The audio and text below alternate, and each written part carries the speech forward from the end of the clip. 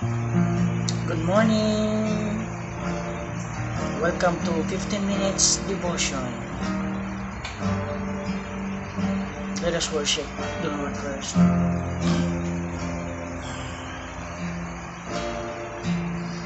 Draw me close to you.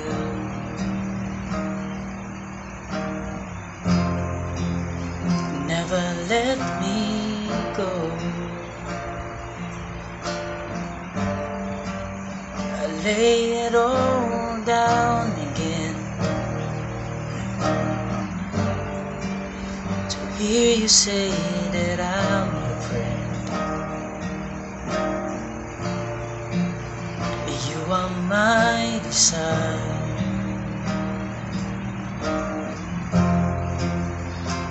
No one else will do. 'Cause nothing else can take your place. Feel the warmth of your embrace. Help me find the way. Bring me back to you. Lord, bring me back to you. You're all I want. You're all I ever needed. You're all I want. Help me know you are near. You're all I want. Thank you, Lord. You're all I ever needed. You're all I want. Help me know you are near. Yes, Lord. Panginoon, Ikaw po ang aming kailangan. At Ikaw po, Panginoon, ang aming sandigan. Tulungan mo po kami na mapalapit sa iyo sa araw-araw, sa aming buhay, sa araw-araw ng aming mga ginagawa, sa araw-araw ng aming mga tinatrabaho, Lord God. Tulungan niyo po kami na maging mapalapit sa iyo at maging sentro ang iyong kaluwalhatian sa lahat ng aming ginagawa. Sa araw na ito, pagpalain mo ang bawat isa, ang bawat nakikinig, ang bawat nanonood, at ang bawat Panginoon tao na umaasa at nagtitiwala sa iyong kapangyarihan sa bawat buhay namin. Pagpalain mo ang iyong salita sa araw na ito. Sa pangalan mo, Panginoong Jesus. Amen. Ayan. Naisip ko lang, instead na mag-devotion ako ng sarili ko, gagawin ko na lang siya ng sa ganito, video or live. Excuse mo na. Dalawang bagay po ang kinoconsider ko. Una, kaya ko makipag-usap sa iba't ibang klase ng tao. Kaya ko makipagharap sa iba't ibang klase ng opisyal o ng tao sa lipunan. Pero hindi ko maintindihan bakit hindi ko kayang humarap halos sa camera. Kaya susubukan ko dito. Ngayon. Anyway, our daily devotion will just take up one verse. Then let's share this to you. Let me share this to you and how God works throughout these 15 minutes of devotion. Today, I'm taken up from Matthew chapter 22, verse 37. I believe marami nang nakakaalam sa verse na to. But today, as my daily devotion notification, ito yung sinesend sa akin. Meron akong daily devotion app na ginagamit. Nagno-notify siya everyday kung ano yung mga verses, kung ano yung mga word of God ni Lord na kailangan ko sa araw-araw. Today, ano na ba ngayon? It's December 8, I guess. Tama ba? Ito yung sinend sa akin. And I believe mayroon ding ibig sabihin si Lord dito. In Matthew chapter 22, verse 37. Ito yung sinasabi dito. And Jesus answered to them, Love the Lord your God with all your heart, with all your soul, and with all your mind. Ito po yung kwento ng mga Parasiyo at ng mga Sadusiyo na naghahanap sila ng pwedeng itrap sa Panginoong Hesus. Dahil sila po ay tagapagturo ng kautusan sa banal na Biblia, sa Old Testament, memorize, kinakabisado nila yung 10 utos. In this way, tinanong nila si Jesus para maghanap sila ng butas para kay Jesus. Maakusahan nila. Ito yung tinanong nila. Kung titingnan natin, sa verse 34, sinabi dito, When the Pharisees heard that Jesus had silenced the Sadducees, they came together, and one of them, a teacher of the law, isang Parasiyo na magtagapagturo ng batas, tried to trap him with a question. Sabi niya dito sa 36, a teacher, he asked, which is the greatest commandments? And ito na yung, which is the greatest commandments of the law?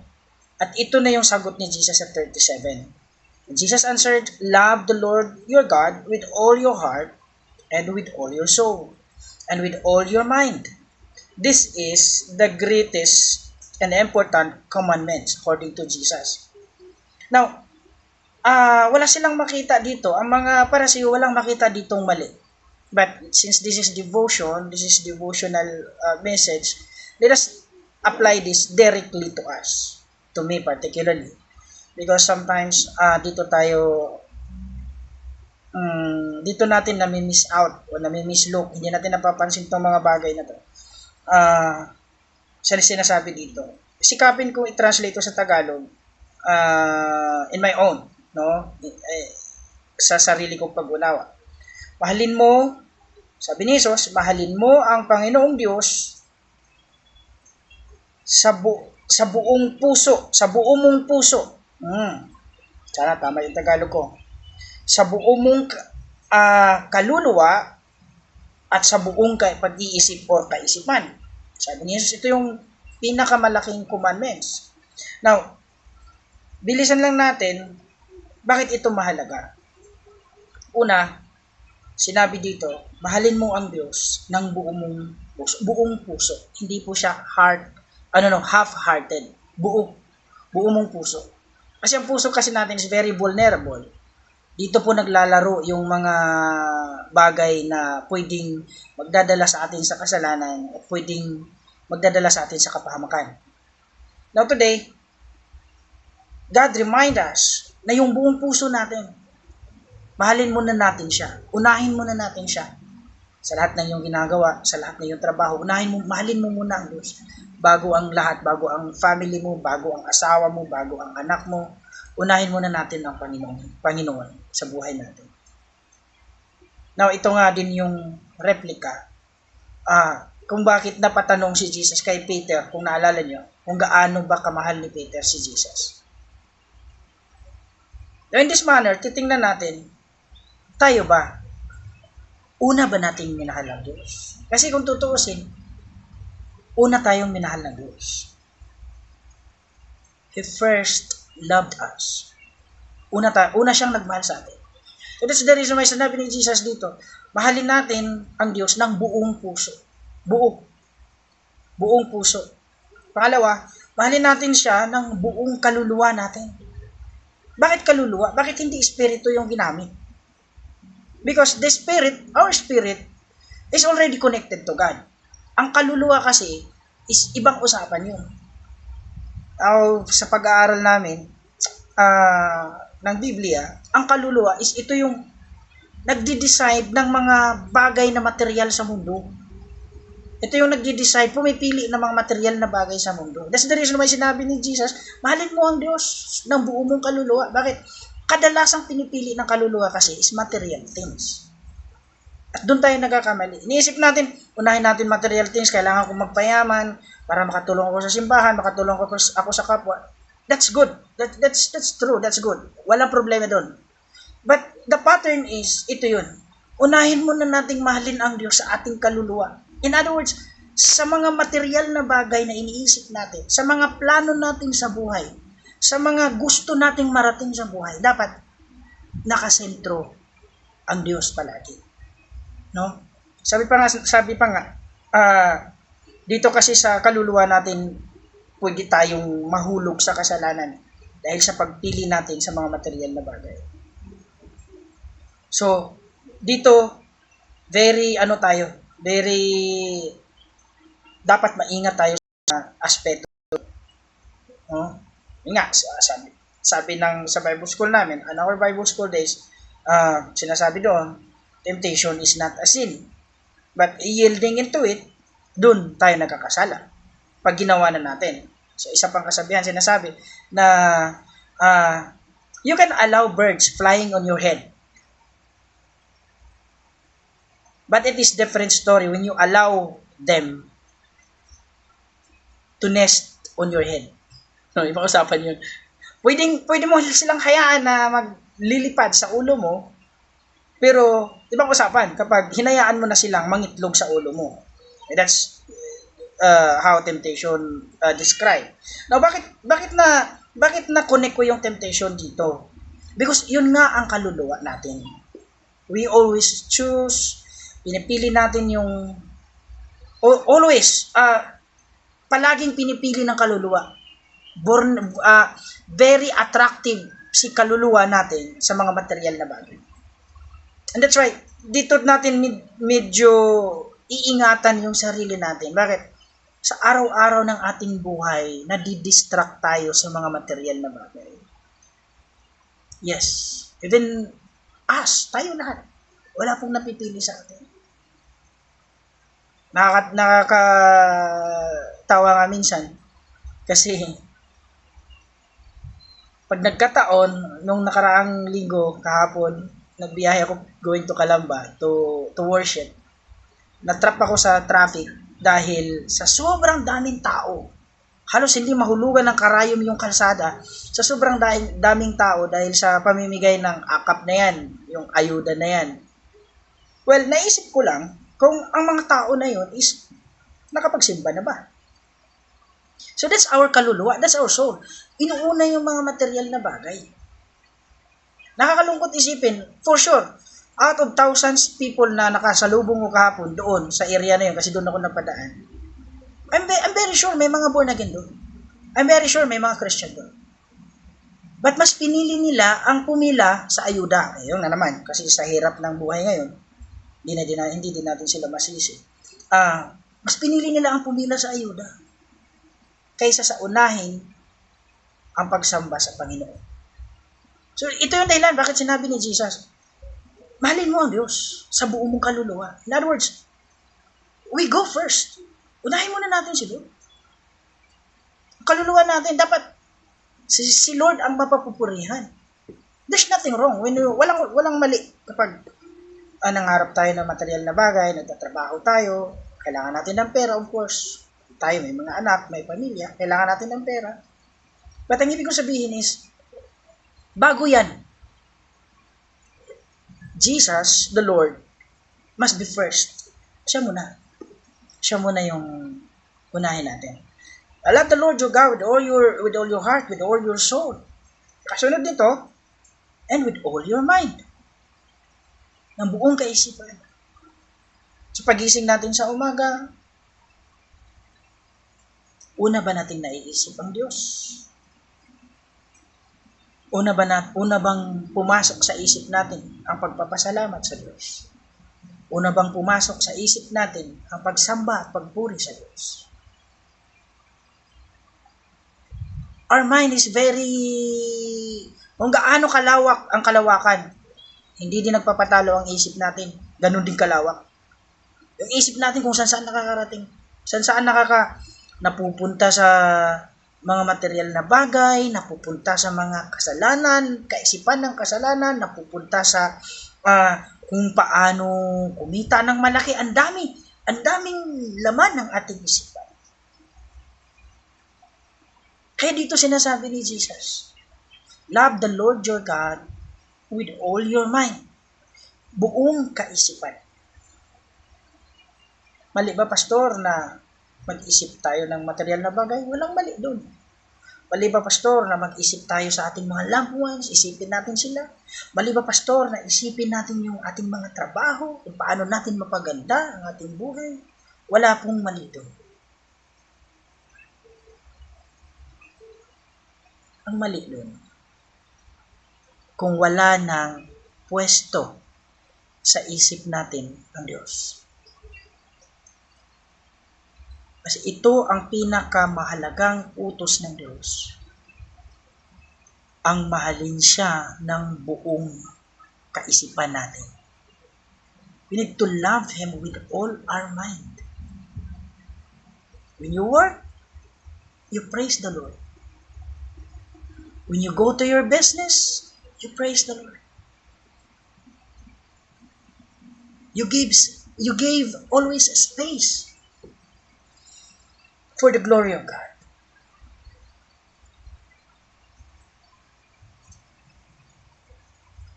We are so blessed because ang Diyos ay patuloy na nangunguna sa atin.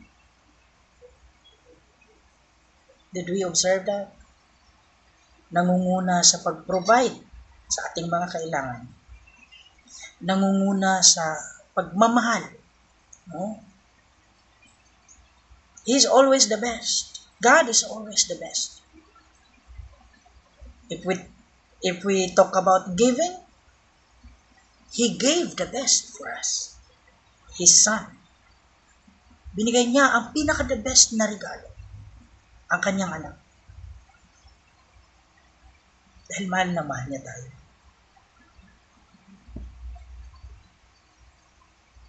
Pagdating sa pagmamahal, binigay niya sa atin ang pinakamalaking pagmamahal. He first gave. He first loved us. He first demonstrated us the greatness of His love.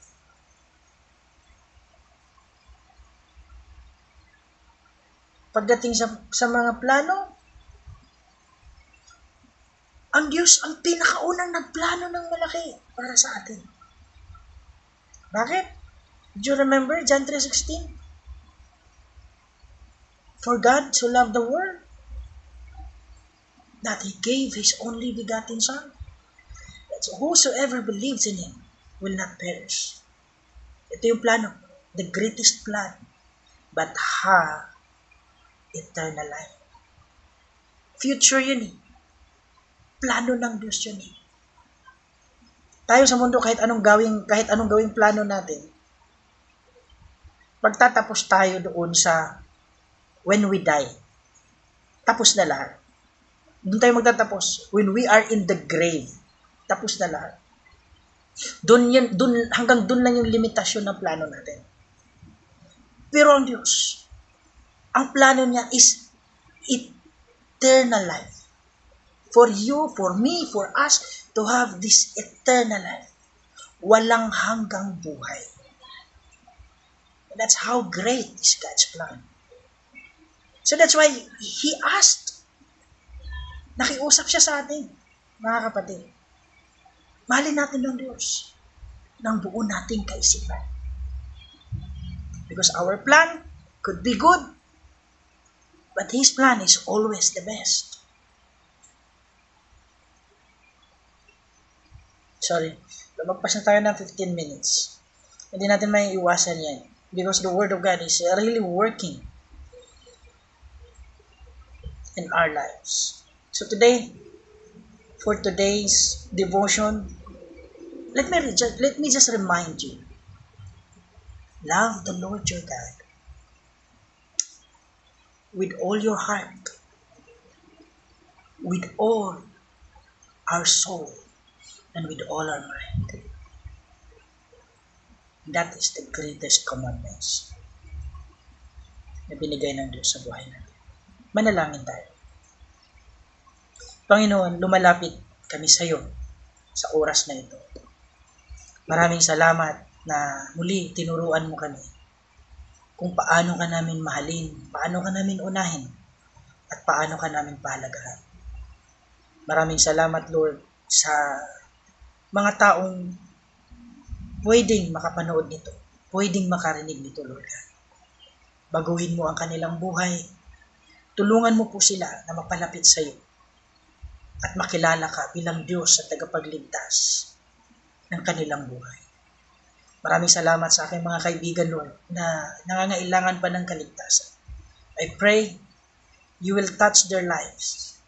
Hipuin mo po sila, i-guide mo po sila, Panginoon, sa landasin, sa tamang landasin, Lord God, tungo sa pagkilala sa iyo. Maraming salamat sa iyong pagpapala, maging sa aking mga leaders. Pastor Ferdinand Ventura, Lord God, huwag mo siyang pababayaan. Ingatan mo po siya, Lord God. Kasama ang kanyang may bahay, Sister Joy, Lord. Tuloy mo silang alagaan. I-provide ang kanilang mga pangangailangan at higit sa lahat, bigyan sila ng katalinuhan sa pamamahala ng City of Hope Urban Mission, Father God. Maging ang aking Pastor Reuel Perez, sa kanyang buong family, Father God. Pagpalain mo siya. Panginoong Hesus, ingatan mo siya sa kanyang trabaho. Si Atenets, kanyang may bahay, sa kanilang mga plano sa buhay. Hayaan mo po, Lord God. Patuloy mong pangunahan ang kanilang mga hakbang kung ano man ang iyong plano sa kanila, Lord. Maraming salamat sa aking mga kasamahang pastor sa City of Hope. There are too many to mention, Father God. But thank you na pagpalain mo rin sila. Ingatan mo rin sila, Lord. Huwag mo silang pababayaan. Tigit sa lahat, palaliman mo pa ang kanilang pakikipagrelasyon sa iyo. Ang paggamit mo sa kanilang buhay. Sa bawat local churches na meron ang City of Hope. Bless, Father God. Guide us, Lord God. Protect us, Lord God. Maging ang aking mga kasamahang manggagawa na wala dito sa Pilipinas, nasa Canada. Palain mo sila, Brother Mark, Pastor Kate, Lord God, kasama ang team na magsisimula din ng gawain mo doon. Ingatan mo po sila at ibigay mo sa kanila ang iyong pagpapala, Lord God, ayon sa iyong plano at direksyon sa kanilang buhay. Palain mo maging ang Marikina, ang gawain sa Marikina, City of Hope, Lord. Sa aming pagpupunta, ingatan mo kami. Hayaan mo, Lord, na ang City of Hope Urban Mission ay maging pagpapala sa aming bansa. Hindi lang sa aming bansa, o sa amang dako sa bansa, Lord God, makakarating ang iyong salita through your word and servants, Lord God. Pagpalain mo ang maging ang aming mga partner pastors. Pastor Abilino Abakain, huwag mo siyang pabayaan, Lord. Pangunahan mo siya. Ingatan mo siya, Lord.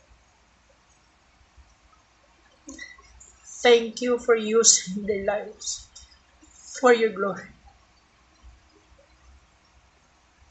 Thank you, Jesus. Maraming salamat at ikaw ang unang Diyos na nagmahal sa amin. Maraming salamat at ikaw ang papurihan namin sa lahat ng bagay. Hayaan mo, Lord, na sa aming patuloy na pagpapagamit sa iyo, hayaan mo kami na maabot namin palagi ang kabanal-banalan ng iyong presensya. Ingatan mo ang iyong manggagawa. Ingatan mo kami lahat, Lord God.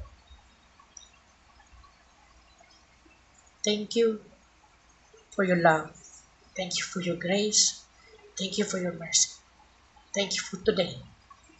Thank you, Lord Jesus, for touching your people. Bless all my friends, Pastor Genesee, Pastor LD, Sister Liza, Tita Rodora, Lord God. Pagpalain mo sila. Ate Mia, Lord, City of Hope, General Trias, City of Hope, Dasmariñas, City of Hope, Bañadero, City of Hope, Canlubang, the City of Hope, Jimay, the City of Hope, Batangas, Lord God, the City of Hope, Lipa, Panginoon, the City of Hope, Sorsogon, the City of Hope, Canada, maging sa mga hindi ko pa nabanggit, Lord God, nakasamahan natin. Patuloy mong iangat ang antas ng aming pananampalataya. Patuloy mong iangat ang antas ng aming pagsamba sa iyo. Ang puso namin na nagmamahal sa iyo. Ang kaluluwa namin na nagmamahal sa iyo. At ang buong isipan namin na uunahin ka sa lahat ng pagkakataon. Palain mo ang aming araw. Sa susunod pa na araw, mag-uusap kami through your word. Pagpalain mo kami sa iyong pangalan. Sa pangalan ng Ama, ng Anak, at ng Diyos Espiritu Santo. Amen.